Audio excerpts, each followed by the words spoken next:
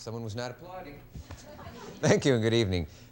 There's a little town in Wales called Port Talbot, which probably could coast on its reputation for a century or so for having produced Richard Burton, the actor. But remarkably, it went right on and produced another brilliant actor who happens to be my guest tonight, Mr. Anthony Hopkins. A few years ago, when Mr. Hopkins put aside a career as a top stage actor in England, came over here to our benefit, he appeared in such a bewildering range of roles, especially in TV, dramas on TV, that it was really hard to tell who or what he was. He was the elderly villain of QB VII, QB7, you remember. He was the young vet in All Things Bright and Beautiful, Andre in War and Peace, the kidnapper Bruno Hauptmann in the dramatization of the Lindbergh case story, and on and on. And even now in his new movie, Magic, he is at least two personalities. We will explain that later. Anyway, tonight we have the pleasure of meeting the real him. He? Will you welcome, please, Anthony Hopkins.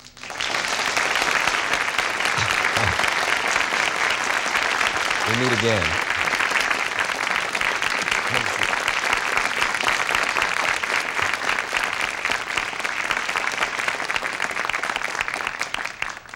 I have a terrible feeling I might be wrong about the pronunciation of the town in Wales. Is it... Port Talbot. Port Talbot. Yes. Well, we say Port Talbot over here. But it is the same town Burton came from. Yes. In fact, we were brought up, I suppose, we lived within about a mile of each other.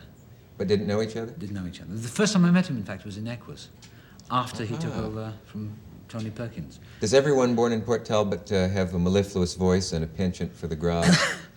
Well, they say it's something to do with national temperament or something to do with the weather, probably, or the Welsh chapels. I suppose it's something to do with maybe climate. I don't know what influences. I suppose it's something to do with goodness knows what. I wish I had been to Wales. You know, I had a grandfather from Wales, Carmarthen. Yeah. Now, is that north, south, east, or Carmarthen's in west? South Wales, not far from where I live, in fact. Dylan Thomas spent a lot of time in Carmarthen when he was a child. That's right. Near Swansea. And then there's a town called Larne, I believe. Or Larne, that's in Carmarthen. That's beautiful. I think that's where beautiful. my grandfather was born. My grandmother was born up there, in fact. Really? Yeah. We may be related. How are you? Nice to see you. Good to see you. Tony. How are you? Katharine Hepburn was quoted in one of the magazines recently. Correct me if I have this wrong. She said something to the effect that first God made England, Ireland, and Scotland, and then corrected his error and made Wales. That's right, yes. That's a wonderful remark. Yeah, she filmed The Corners Green in North Wales, and I spoke to her recently on the phone, and I asked her what it was like, and she said, "Oh, it's God's country." Yeah. And I thought it was a lovely remark. But North Wales is even more beautiful than South Wales. North is more beautiful. Yeah. Yeah. Are my ancestors from the north at all, I wonder? I don't know. They moved a bit and then came to America. How did you find Hepburn? Was she intimidating at all? No. She was wonderful. It was the first film I'd ever been involved in, and I didn't know one end of the camera from the other. And naturally, you know, I was rather nervous of her, and the first day on set with her, doing a rather complicated scene, I did everything wrong. I fell over cables and I got my cloak jammed in the door. And she asked me if I was frightened of the camera or if I liked the camera. So I said, I don't know what you mean. She said, well, do you like the camera? I said, well, yes, I suppose so. She said, why do you play the whole scene with the back of your head to it? And then she proceeded to help me understand the camera, and because I'd been brought up in the theatre and I'd trained in the theatre, you know, and I'd just come out of the National Theatre with mellifluous sound and all that. So she was very helpful, and no, she was wonderful. I mean, she was really wonderful, and very demanding of herself. She would turn up at 6:30 in the morning and speak off-camera lines for us, you know. Oh, she was wonderful. She's probably the best person I've ever worked with. Explain what that means, and speak off-camera lines for us. Some actors don't. Well, you know, turning up to do a shot, like there's a close-up on me, and the other actor, like Katharine Hepburn, has done her scene before, and she would stand off camera to speak my lines, her lines back to me to cue me for the close-up. And I remember one day we had to finish the night before, and they were still waiting for my close-up or something like that, or on the reverse shot. And she turned up, and it was 6:30 in the morning, and she stood the other side of the camera and she gave her performance. And I hear that many actors don't do that. And I think it's wonderful. A stand-in can read the lines. But it's very disturbing if you get that. Yeah. I think actors should... Well, I like doing the lines off camera as well. Yeah. But she's very generous to other actors. Has a great reputation for that. And there are stories that have never really come out. I know one in which, in case she was making a movie in Europe, and there was a wonderful character actress that had been brought over for the part, but the director didn't want her when he saw her. And Hepburn took her aside and said, "You're dressed wrong. Come over to my place and we'll fix your hair and I'll just loan you an old dress," and so on and so on, and saved the part for her. Yes, and yes. She does that sort of thing a lot. Was it Lion in Winter, the film that you...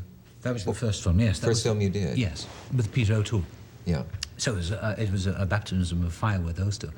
They were both wonderful. I mean, really extraordinary. Peter and Katharine. I did a show with her once. She hit him once. Yes, she did. At least once. Yeah, she did. She used to get very angry with him, but she adored him. She loved him. Can you give an example of the Hepburn temper? She won't mind. The Hepburn temper? One day, let's see. Yes, I was supposed to be on set for a photograph session and I hadn't been told.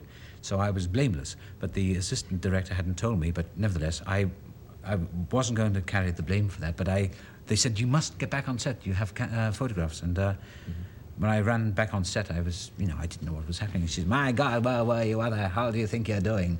And she said, "You're not professional." And I said, "It wasn't my fault." And she was going to hit me. And so she hit the first assistant director instead.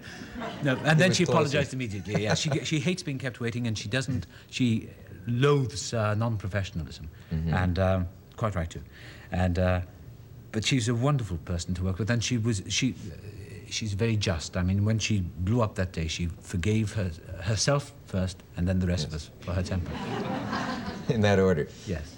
She has a way of redeeming herself somehow. The people she's been angry with end up liking her perhaps more. Yes. I hope Miss Barbara Streisand won't mind my telling this, but Streisand met her once and went backstage last time Hepburn was on Broadway.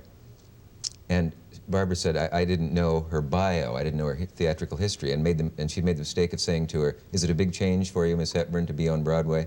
Hepburn had done 15 plays or something. And Hepburn said, "I've done Broadway before, thank you, nice to meet you, goodbye." That was her interview. That sounds like it, that sounds like it. Yes, she doesn't waste too much time. Well, actually, one day she invited us out for dinner, and she always goes to bed at 8:30 or 8 o'clock. But she made a deal where she invited the whole cast out for dinner one night, and at 8 o'clock she threw us out of the hotel. She said, "That's it, you've had your supper, go." And we were thrown out. Yes, she goes to the door and stands there, and you know that it's and Peter made the mistake of trying to serenade her window, outside, and she threw water at him.